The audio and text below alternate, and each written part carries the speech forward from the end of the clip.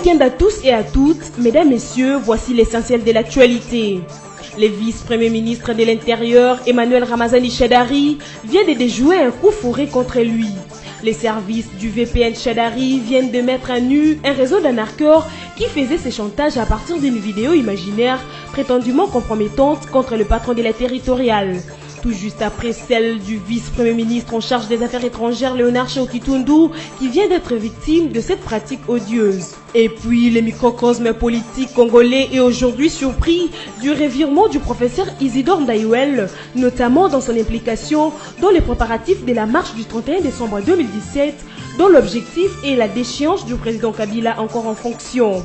Proche de la majorité présidentielle, l'historien se révèle aujourd'hui comme une taupe qui veut conquérir le pouvoir en dehors des urnes à travers la formule d'une transition sans Kabila, qui est justement la finalité de la marche du 31 décembre 2017, dont il a signé et milité secrètement. Enfin, Jean Chrysostome Zing Zigat a été élu à la tête de l'entente provinciale de football de Kinshasa et Pefkin pour un nouveau mandat de 4 ans. Il a obtenu 31 voix sur les 35 votants au terme d'une assemblée extraordinaire et élective de cette entité sportive tenue au centre des handicapés de Kinshasa. Le vice-premier ministre de l'Intérieur Emmanuel Ramazani Shadari vient de déjouer un coup fourré contre lui. Après le vice-ministre en charge des affaires étrangères Léonard Shao-Kitundu qui vient d'être victime de cette pratique odieuse, le service du VPM Shadari vient de mettre à nu un réseau d'arnaqueurs qui faisait ses chantages à partir d'une vidéo imaginaire prétendument compromettant contre le patron de la territoriale. Ce qui a tout l'air d'un montage grossier et d'une fake news. Tout a commencé le mardi 26 décembre 2017 quand un membre du cabinet du VPM en charge de l'intérieur et de la sécurité reçoit un coup de fil d'un Congolais qui disait résider au Canada et disposer d'une vidéo compromettant de Ramazani Shadari d'une durée de 3 minutes filmée dans son bureau. Pour ne pas diffuser la vidéo sur les réseaux sociaux, son détenteur, un certain Patrick, va exiger 50 000 $ américains. Comme pour les piéger, le collaborateur du VPM, qui avait à ses côtés 2 témoins pendant cet entretien enregistré, demandera à Patrick de lui envoyer un extrait de la vidéo, question de s'en faire une idée. Par la suite, le proche du patron de la territoriale s'entendra proposer le marchandage du montant initial des 50 000 $. Patrick est descendu à 25 000 avant de tomber dans la fourchette oscillant entre 5 000 et 3 000 $. Refus catégorique de proches du VPM Shadari, le modus operandi les ayant confortés dans leur conviction qu'il s'agissait bien d'un montage grossier qui cachait mal un coup fourré politicien. Pas besoin d'un dessin ni d'un schéma pour réaliser qu'Emmanuel Ramazani Shadari vient d'échapper à un complot au contour politico-mafieux. Survenant dans la foulée de la diffusion de la vidéo attribuée au vice-premier ministre en charge des affaires étrangères, l'arnaque avortée contre le VPM du gouvernement ne paraît pas relever du hasard ou d'une coïncidence fortuite. Nombre d'observateurs notent d'abord qu'il s'agit de hauts cadres du PPRD. Ensuite, les deux VPM justifient chacun dans leur secteur d'un bilan qui conforte l'action du chef de l'État. Enfin, il se trouve que Shao-Kitundu et Emmanuel Shadari sont parmi le pilier de la Kabylie. De là, au soupçon d'un agenda contre le régime, il n'y a qu'un pas. Un petit pas que l'on peut franchir lorsque deux sources concordantes font état d'un autre coup fourré en gestation. Cette fois-là contre le speaker de la Chambre basse du Parlement, secrétaire général de la majorité présidentielle et baron du PPRD Aubin Minakou. Une terrible loi des séries, synonyme d'une campagne visant à affaiblir le raïs, d'après certains analystes avertis. L'Église catholique ne peut utiliser la rue pour sauver les âmes des autorités congolaises. Ces propos sont de la coordination de la société civile Force Vive de la RDC qui a marqué sa désapprobation face à la marche annoncée par les laïcs catholiques. D'après les responsables de cette structure, cette marche est inopportune dans la mesure où elle risque de dégénérer et d'entraver le processus électoral en cours. Du côté de l'UDPS Tchibala, son président Tarsis Loseke fait savoir que cette marche n'a pas sa raison d'être car elle va à l'encontre de l'accord du 31 décembre 2016. Le président de l'UDPS Tchibala recadre ici les laïcs catholiques. Il fait savoir que l'accord de la Saint-Sylvestre, dont il réclame l'application, a été totalement appliqué avec la nomination d'un premier ministre venant du Rassemblement. Il ajoute aussi que plusieurs prisonniers ont déjà été libérés et le calendrier électoral publié. Il ne voit donc aucune raison d'être de cette marche qui n'est du reste que le plan B de la SENCO.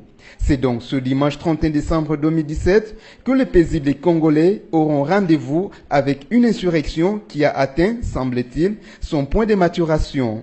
Un rendez-vous forcé qui est passé par l'église catholique, transformé en cheval de Troie par la SENCO, le CALCC et sa branche d'action, notamment le RASOP limité, une opération d'insurrection qui va instrumentaliser la piété innocente des fidèles catholiques congolais qui devraient aller à la messe pour rendre grâce à Dieu pour l'année finissante et la nouvelle année.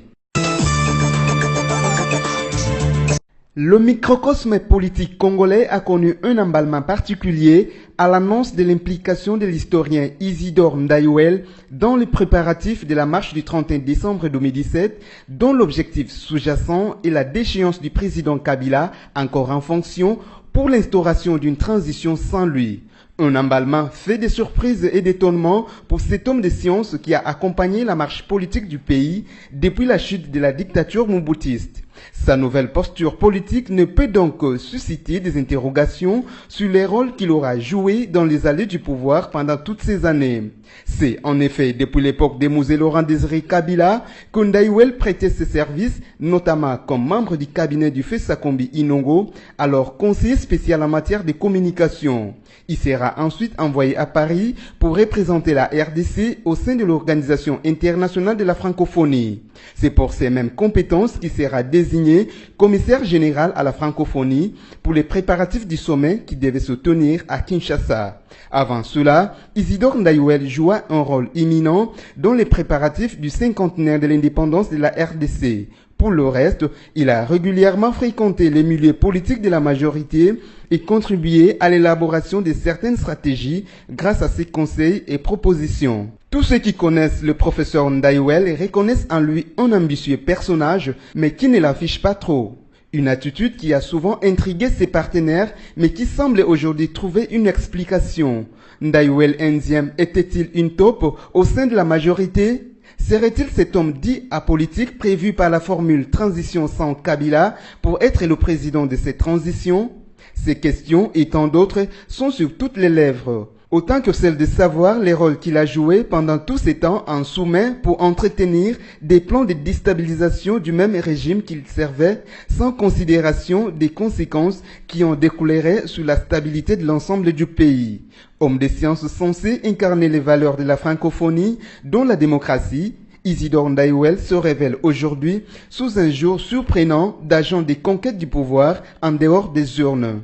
Cette même conquête qui s'est traduite par la formule d'une transition sans Kabila, qui est justement la finalité de la marche dite des laïcs pour laquelle il a milité secrètement.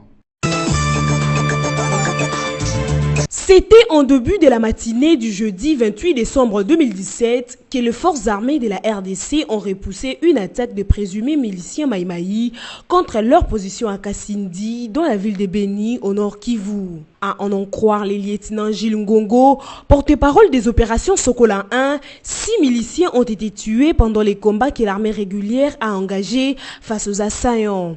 Parmi les morts figurent des enfants de la localité, a précisé le lieutenant Gilles Ngongo. Ces présumés miliciens Maïmaï ont, dans leur fuite, abandonné une arme AK-47 que les FARDC ont récupérée. Une unité de l'armée dans la zone a par ailleurs été lancée à la poursuite des assaillants jusque dans leur dernier retranchement. Ce pour la mettre hors d'état de nuire, a affirmé le porte-parole des opérations Sokola 1. Du reste, il est important de signaler que la situation à Kasindi, une localité située environ 90 km au nord-est de la ville de Beni, est actuellement sous contrôle des FARDC et les habitants de cette localité ont reconnu la bravoure de l'armée nationale.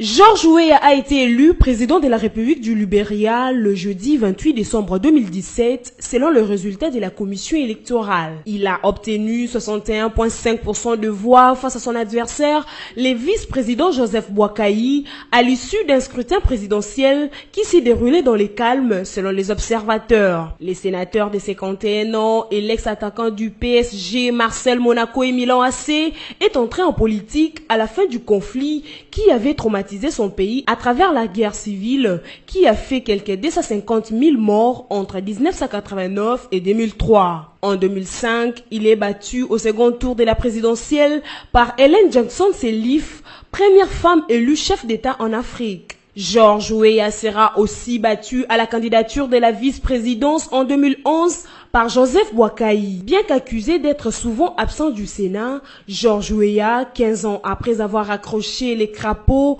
assure avoir gagné en expérience sur le terrain politique. Pendant la guerre civile, Weah avait plaidé pour la paix au Libéria, appelant l'ONU à sauver son pays. Des rebelles avaient alors brûlé sa maison de Monrovia et pris en otage deux de ses cousins. Weah est le seul Africain à avoir gagné les trophées du Ballon d'Or en 1995. Le désormais nouveau président du Libéria remplacera Ellen Johnson Sirleaf le 22 janvier 2018.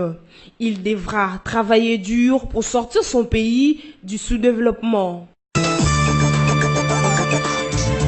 Jean Chrysostome Tshizingzigat a été reconduit à la tête de l'entente provinciale de football de Kinshasa et PEFKIN en sigle pour un nouveau mandat de 4 ans. Il a obtenu 31 voix sur le 35 votants au terme d'une assemblée générale extraordinaire et élective de cette entité sportive tenue le mercredi 27 décembre 2017 au centre des handicapés de Kinshasa. Jean Chrysostome Tshizingzigat aura comme premier vice-président Guy Mbatala, élu avec 30 voix pour le même nombre d'électeurs. Et une autre bonne nouvelle dans les registres de football est le retour du footballeur international congolais Yannick Bolasie, qui avait été victime d'une rupture des ligaments croisés du genou droit en décembre 2016 lors d'un match qui opposait son club d'Everton à Manchester United.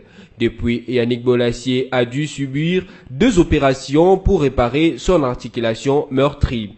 Après plus d'un an d'absence sur le terrain, Yannick Bolasie est désormais rétabli et a rejoué avec Everton le 26 décembre 2017 face à West Bromwich Albion, un match qui s'est soldé par un score nul des 0 buts partout.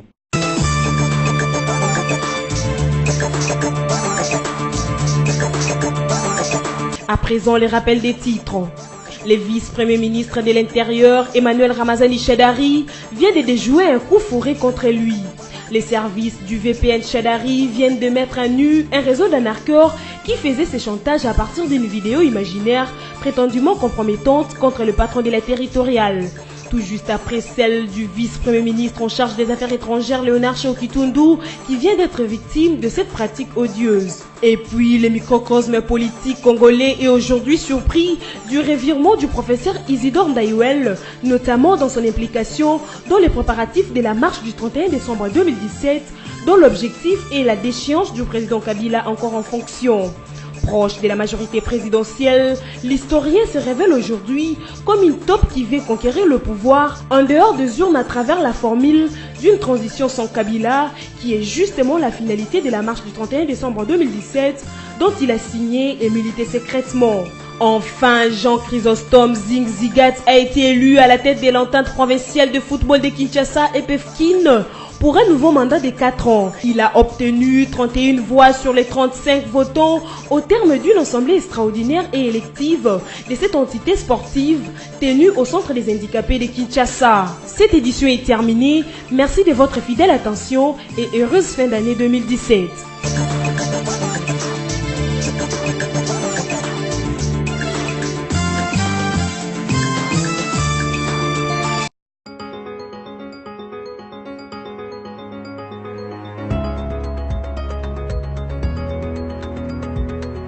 Bon vendredi à tous et merci de suivre la revue de presse des journaux paris en ligne ce vendredi 29 décembre 2017 sur BSC TV. Démarrons cette revue de presse avec Forum des As qui titre à sa une « Répliquant aux détracteurs de l'autorité morale de son parti ». Tarcisse Loseke, nul autre que Bruno Tshibala, ne mérite de succéder à Etienne Tshisekedi. À l'Union pour la démocratie et le progrès social UDPS, incarné par Bruno Tshibala, l'air est au renouveau. Intervenant pour la toute première fois lors d'une conférence de presse tenue hier jeudi 28 décembre à Kinshasa, le nouveau président délégué de ce parti, Tarcisse Loseke Nembalemba, a levé l'équivoque sur la légalité et la légitimité que leurs détracteurs dénuent à son autorité morale. Nul autre que Bruno Tshibala ne mérite de succéder à Etienne Tshisekedi, a lâché Tarcisse Loseke devant un parterre de journalistes.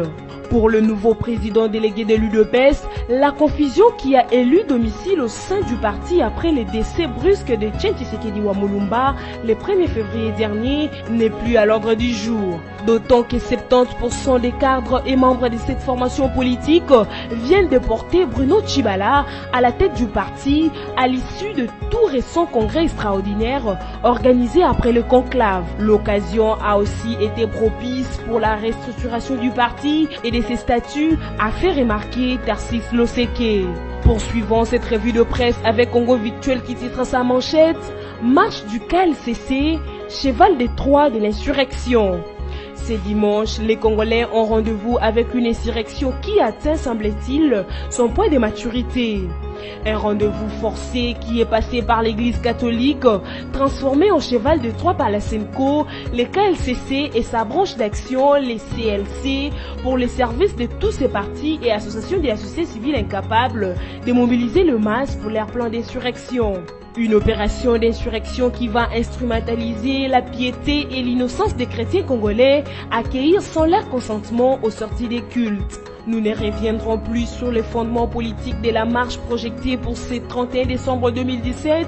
Notre article publié hier mercredi 29 décembre en a dit long. Le nombre de visites suffit de démontrer l'intérêt qu'il a suscité, mais aussi l'éveil des consciences qu'il a suscité. En clair, les KLCC et sa branche d'action, les CLC, se sont ainsi fait le cheval de Troie d'une opération d'insurrection. Longtemps évoquée et plusieurs fois tentée sans succès, cette insurrection devrait à présent provenir des paroisses aux sorties des cultes du dimanche en pleine période de la Saint-Sylvestre, où les Congolais, pieds d'ordinaire, ne manquent jamais de rendre grâce à Dieu pour l'année écoulée et l'année nouvelle qu'il leur offre. C'est donc au reflet des chrétiens lambda des églises,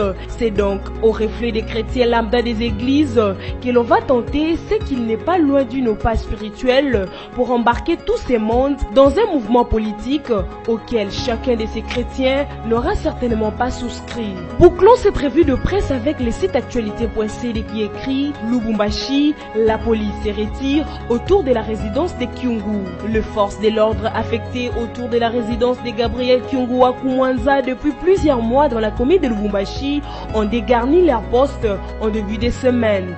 C'est Joseph Olengankoyi, président du Conseil national de suivi de l'accord CNSA, qui a livré la nouvelle ce mercredi 27 décembre 2017 sur son compte Twitter. Les patriarches Gabriel Kyungu Akumwanza retrouve sa liberté de mouvement. La police s'est retirée de l'enceinte de sa parcelle. Nous tenons à remercier le chef de l'État Joseph Kabila Kabange pour la mise en œuvre intégrale de mesures de description politique, a-t-il écrit. La nouvelle est corroborée par Lolong Kyungu, fils et conseiller de l'ancien président de l'Assemblée provinciale de l'ex-Katanga. Ils ne reconnaissent cependant pas l'implication de Joseph Olengankoyi dans les démarches qui ont abouti à la levée de la garnison autour de la résidence de son père. Cette revue de presse est terminée. Merci à vous de l'avoir suivi.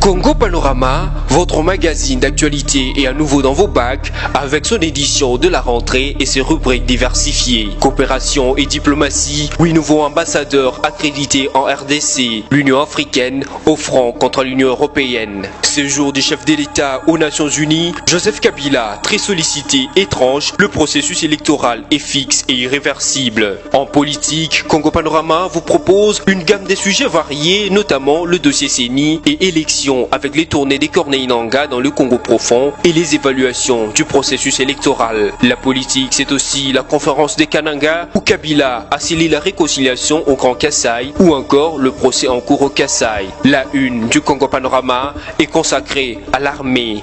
Réforme de l'armée, le FARDC en puissance. Votre magazine revient aussi bien sur le monument aux soldats congolais qu'à l'inauguration de l'académie militaire ainsi qu'aux différentes sortes de régiments et bataillons après leur formation. Économie et finances, découvrez nos articles sur la réforme fiscale en RDC, l'évaluation de la feuille de route du FPI, les performances de la SONAS au premier semestre 2017. En développement, Congo Panorama a suivi l'inspection de route par l'office de route, le renforcement de capacité à la CGT ou encore les bilans à l'OVD. En société, Maman Olive Lembe revient au chevet des enfants malades. Il est sur tous les fronts. Éditorial signé Yvon Ramazani. L'éditorialiste revisite les actions du chef de l'État qui aura joué aux démineurs aussi bien sur le plan de l'économie que de la sécurité, la politique, la réconciliation au Kassai. Congo Panorama, c'est également une édition surprise spéciale Congo Central, une province qui se modernise. Découvrez les investissements et innovations comme le nouveau bâtiment du gouvernorat, le nouveau port, l'usine d'engrais chimiques,